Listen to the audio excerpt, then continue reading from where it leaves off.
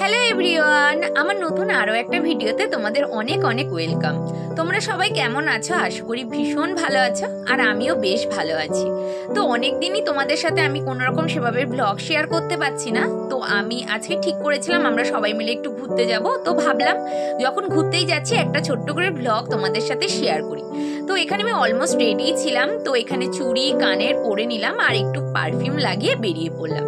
তো চলে গেছিলাম প্রথমে আমাদের তাহিরপুর স্টেশনে, যেখানে ট্রেনের জন্য ওয়েট করছিলাম। তো এদিকে ফাইনালি ট্রেনটা চলেও আসলো। ট্রেনে উঠে সোজা কিন্তু আমরা চলে গেছিলাম আজকে মাদারসাটে। আর আমাদের এই প্ল্যানটা কিন্তু আগে থেকে ছিল না, গতকাল রাতেই আমরা সবাই মিলে ঠিক করেছিলাম যে কোথাও একটা ঘুরতে যাব। কোথায় যাব তো আমরা এই মাদারসাটটাই ঠিক করেছিলাম। আর এই যে অনি বৌদি এসেছিল বলেই আমাদের এই প্ল্যানটা হয়েছিল। তো আজকে কিন্তু আমি, অনি বৌদি, রুমকি, মেঘা গেছিলাম। এখানে কিন্তু মেঘার জন্য একটা স্যান্ডউইচ অর্ডার করা হয়েছিল, ও সেটাই খাচ্ছিল। আর আমাদের জন্য অর্ডার করেছিলাম মালাই পনির পিৎজা। তো সেটা আমরা সবাই ভাগ করে নিয়ে জমিয়ে খাওয়া দাওয়া করলাম। তো এইদিকে কিন্তু রুমকি অর্ডার করেছিল মেথি মাকাই শিক্কা। তো এটা আগে কখনো আমি ট্রাই করিনি, তবে এই ফার্স্ট টাইম ট্রাই করলাম। তবে এটা আমার কাছে খুব একটা ভালো লাগেনি, মানে আমাদের কারোরই তেমন ভালো লাগেনি। এরপরে কিন্তু আমরা অর্ডার করেছিলাম বাটার নান অ্যান্ড বাটার পনির মশলা, যেটা খেতে আমাদের বেশ ভালো লেগেছে। তো এদিকে আমরা কিন্তু জমিয়ে খাওয়া দাওয়া করছিলাম, সাথে অনেক গল্প মজা আড্ডা মারছিলাম। আর এদিকে মেঘা বসে বসে ফোন দেখছিল। আর এই মাদারসাট রেস্টুরেন্টটা কিন্তু অনেকটাই বড়। হ্যাঁ, অনেকেই এসেছো জানো হয়তো। আর এখানে প্রত্যেকটা রুম আলাদাভাবে ডেকোরেশন করা, দেখতে কিন্তু বেশ ভালো লাগে। তো এদিকে এইসব খাওয়া দাওয়া কমপ্লিটের পর আমরা দুটো কোল্ড কফি অর্ডার করেছিলাম।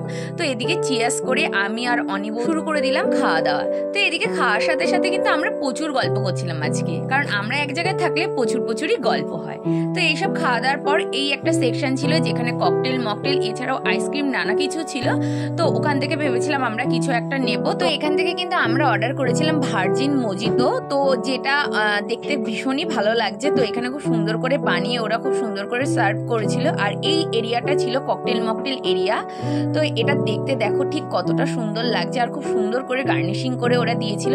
তো এটার পরিমাণটা কিন্তু অনেকটাই ছিল, পুরোটা কিন্তু আমার দ্বারা কমপ্লিট করা সম্ভব হচ্ছিল না। তো এখান থেকে রুমকিও আমার সাথে শেয়ার করছিল। তো এখানে বসে কিন্তু আমরা বেশ অনেক সুন্দর সুন্দর ছবি তুলেছি, যেটা তোমাদের সাথে পরে শেয়ার করব। সাথে অনেক বসে গল্পও করছিলাম। তো সমস্ত কিছু হয়ে যাওয়ার পর বৌদি এখানে বসে বসে নিজে কয়েকটা সেলফি তুলে নিল। তো এবার আমরা বাইরের দিকে যাচ্ছিলাম। আর এখানে খুব সুন্দর সুন্দর ছবি দিয়ে খুব সুন্দর করে এই এরিয়াটা ডেকোরেশন আছে।